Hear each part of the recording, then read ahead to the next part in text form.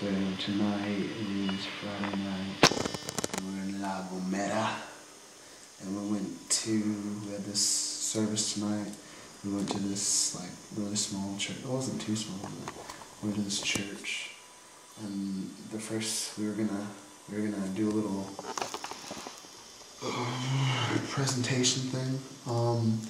But they started the service out with worship, and like they just had two really crummy guitars. They had a drum set, but all the guy played was the kick and the snare.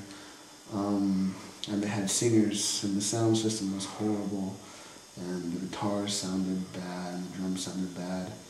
But they just were playing, and like even through all that stuff, like their worship was so amazing. Like you could feel God's presence in that room. Like I couldn't understand what they were saying, but every single word they said spoke to me.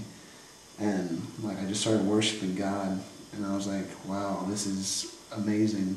Like God's presence is so thick in this place.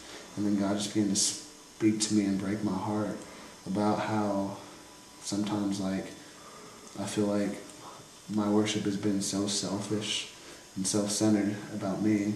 Like if the sound doesn't sound good, you know, it's ruined. If you play a wrong note, it's ruined. You know, all this stuff we complain about. And they have little, but they still worship God with all their heart. And it just spoke to my heart and touched me. And like I just broke down and just started crying like right there in the middle of the service. It was amazing.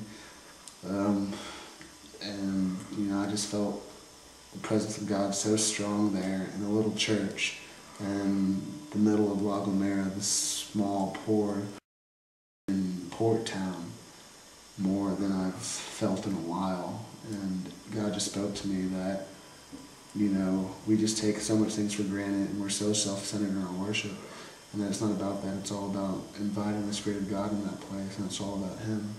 And that just spoke to me.